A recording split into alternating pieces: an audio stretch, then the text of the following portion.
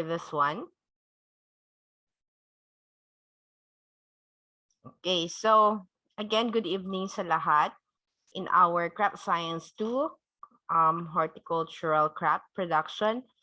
So as I have said, we're going to meet MWF as our scheduled time, except for every 6:30 kung pwede hanggang 7. But don't worry for those na medyo conflict sa schedule nila kasi it's not really mandatory to join our class.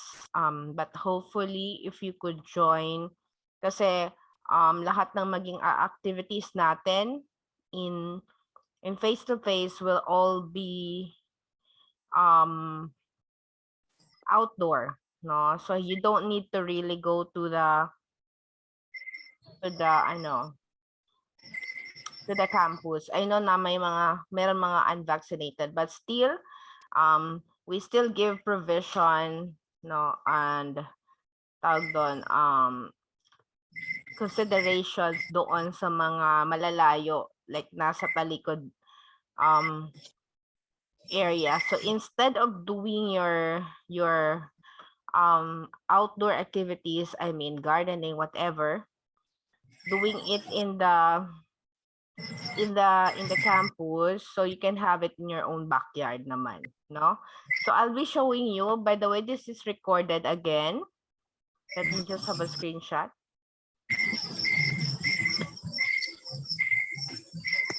So this is recorded kasi I'll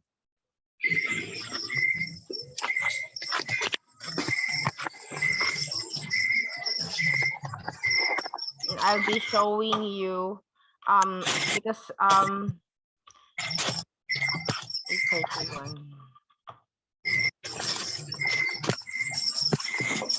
So I'll be showing you the link naman later on this para for those who did not attend. And so let me just share my screen.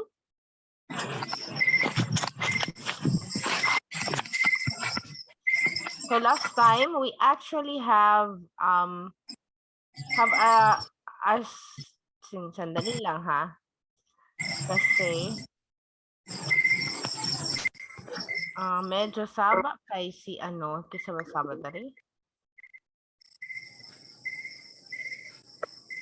I will ask Roy paki-mute. Okay, gi-mute na ako si Roy kay saba kay siya. So I will direct you to our group, and it was since September 14, 2021 when I have a lot of started posting the class, and some of this will be deleted later kasi nandito yung mga para dili ko malibog. And so with you, andito yung mga past videos and lessons recorded namin. So you can also access this one. No, you can also access with this one. So before we start, lahat ba kayo dito, you have you attended the face-to-face orientation that we have in our class last Saturday? Sinong wala? Ako ma'am, wala ako ka-attend ma'am na among ko'y interview ato that time. Sorry kay ma'am. It's all right. So we just have a little get to know each other, and also the different requirements. And to wrap up na lang, as I have said a while ago, we're going to have a sandali. Close ko lang tong mga messages kasi I'm using as I've said, I am using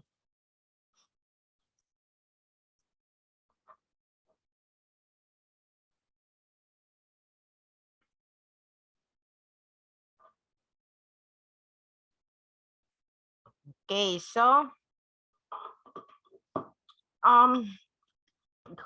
Facebook, and so we will have our face-to-face, and that would be utilized mostly sa ating mga outdoor activities, gardening and laboratory. No, whether we will have field trips or going somewhere, but I have arranged na a certain area for us to do the rice planting, which is our ano tawag doon, our parang make-up activity from the craft science 1.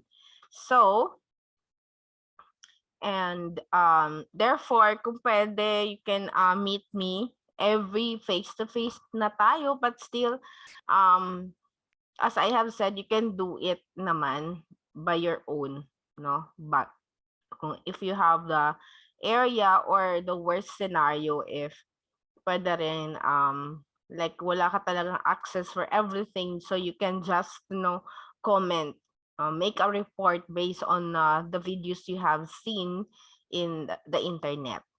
So, as we will only have our face-to-face twice a month, no? So if other than that, then we're going to meet like this, just 40-minute class.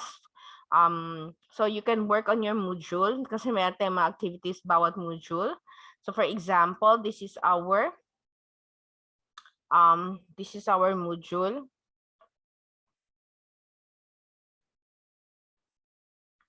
And at the end of that, meron tayong activity, no? Like after the lesson, after the lesson 1, your activity is to conduct a research on horticulture, crafts and plants whose domestication originates from the Philippines. So madali lang naman yun, no? Parang survey lang gagawin nyo or by observation. So, and then you are going to make a report on that. So ganon. So that's your activity. And you're going to submit your activity dito sa ating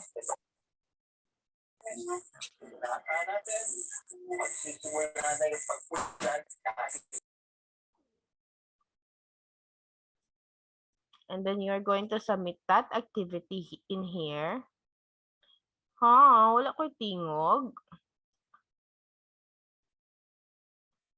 Christy, did you hear me? The rest of you? Yes, ma'am. Yes, ma'am. Lugan ka na mo, ma'am. ma'am. Si Christy lang pala di makadungog. Okay. So, you can post in here na I have shown you already. I have shown you already the Facebook group that we have. So, ayan. So before we proceed with our first module, which is this one, and of course the recorded version of this session will be posted, no, in the status site of this. Kanang ako magud siyang gi-move ni na ako actually to September 14, 2021 nga post kasi nandito yung aming recorded video last time. And you can also access this, of course. No? So, before we proceed, do you have any questions or clarification regarding sa ating previews and mga future activities? Anyone?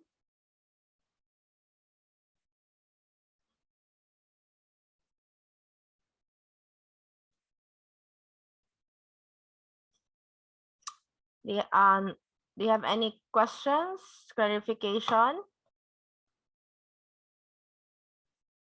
Wala naman. Okay, so even though the screenshots of our attendance, I will be posting it here also sa ating status, no? Update ng Facebook group para you will have a tawag doon,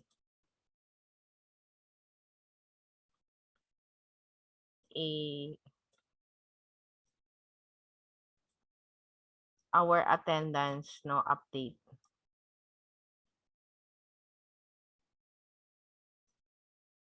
Screenshot lang ako ulit.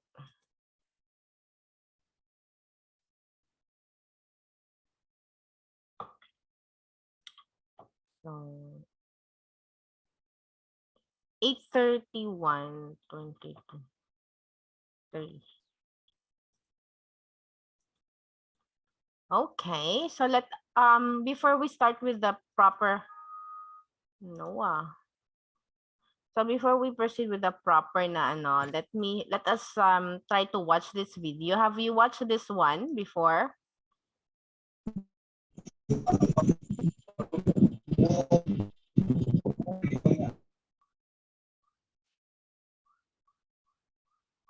So by the way,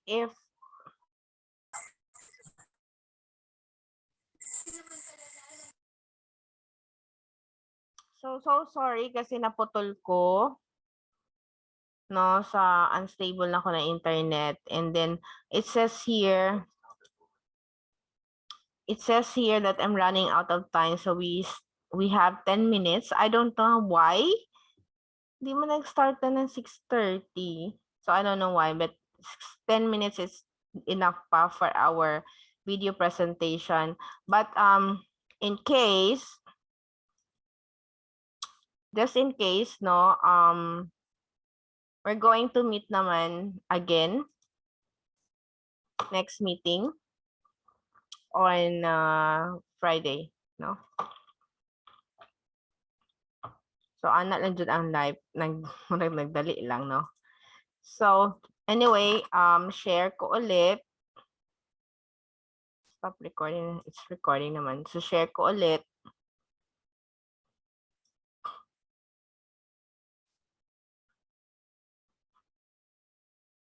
Again, let's watch.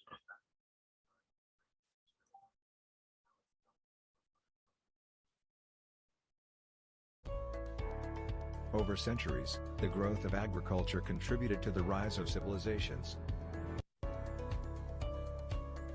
Before agriculture became widespread, people spent most of their lives searching for food, hunting wild animals and gathering wild plants. About 11,500 years ago, people gradually learned how to grow cereal and root crops, and settled down to a life based on farming. By 2,000 years ago, much of the Earth's population had become dependent on agriculture. Scholars are not sure why this shift to farming took place, but it may have occurred because of climate change.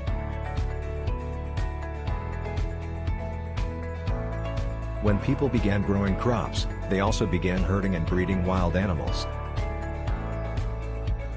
Adapting wild plants and animals for people to use is called domestication. The first domesticated plant was probably rice or corn. Chinese farmers were cultivating rice as early as 7500 BCE.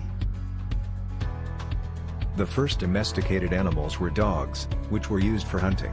Sheep and goats were probably domesticated next. People also domesticated cattle and pigs. Most of these animals had once been hunted for hides and meat. Now many of them are also sources of milk, cheese, and butter. Eventually, people used domesticated animals such as oxen for plowing, pulling, and transportation. Agriculture is the art and science of cultivating the soil, growing crops and raising livestock. It includes the preparation of plant and animal products for people to use in their distribution to markets. Agriculture provides most of the world's food and fabrics. Agriculture enabled people to produce surplus food. They could use this extra food when crops failed or trade it for other goods. Food surpluses allowed people to work at other tasks unrelated to farming. Agriculture kept formerly nomadic people near their fields and led to the development of permanent villages. These became linked through trade. New economies were so successful in some areas that cities grew and civilizations developed. The earliest civilizations based on intensive agriculture arose near the Tigris and Euphrates rivers in Mesopotamia, now Iraq and Iran, and along the Nile River in Egypt.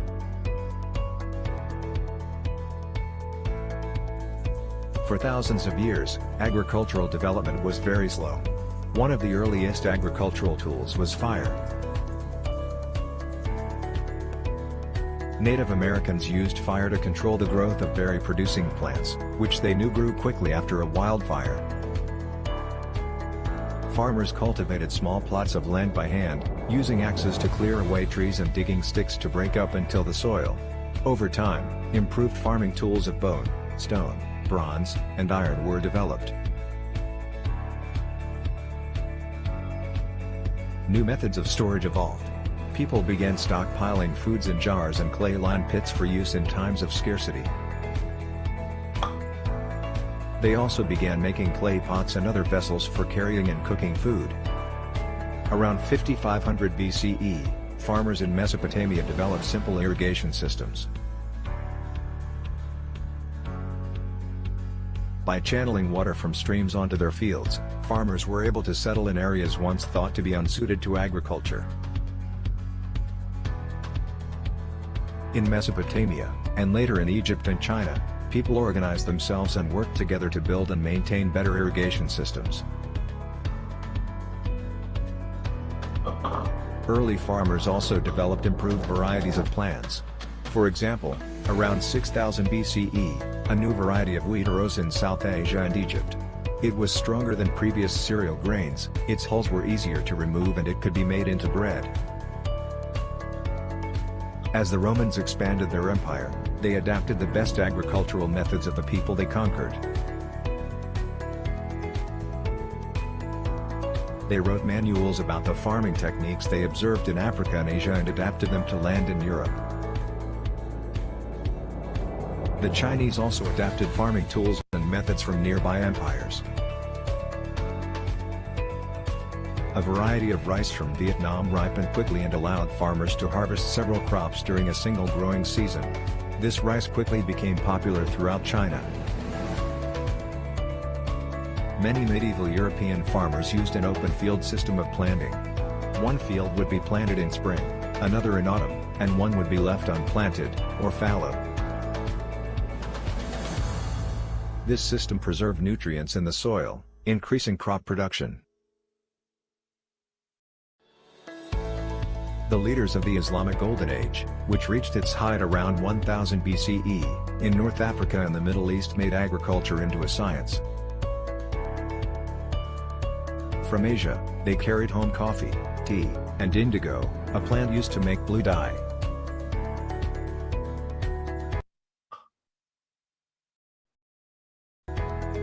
In the 15th and 16th centuries, explorers introduced new varieties of plants and agricultural products into Europe. From the Americas, they took plants such as potatoes, tomatoes, corn, beans, peanuts, and tobacco. Some of these became staples and expanded people's diets. That is all for now. Thank you very much for viewing our first part of the history of agriculture. I hope you learned and enjoyed watching. Coming up next, inventions of machinery that aided in the development of ancient agriculture. Okay, so I guess that's it. No, stop share sa Ay, okay, okay lang. So I'm so sorry because we are less than 1 minute already. And if you have questions or clarification, we can continue to next meeting. No, I don't know why, but we just had limited time already. Siguro na ay sulod sa inyo sa Zoom earlier than ano. So please next time you enter the Zoom mga 2 minutes before the time lang ha, kasi limited lang atong time and once nagsulod na ka sa Zoom, i-record na niya ang limit na to, which is only 45 minutes. So although earlier is better, but make sure you will enter only 2 minutes before the time. No, start entering the Zoom. So do you have any questions or clarification for a minute? No, one question lang muna. Anyone about the history of agriculture?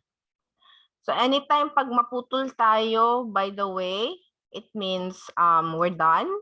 And we'll have the next session again on Friday, no, MWF ta.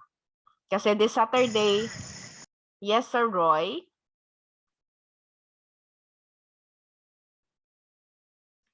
Angie.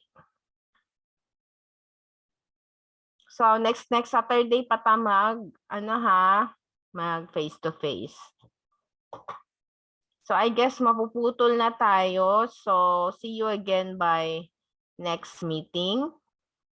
But if you have questions that you don't want to forget, you can always ask in the GC. Or you can post in our Facebook group. Ito.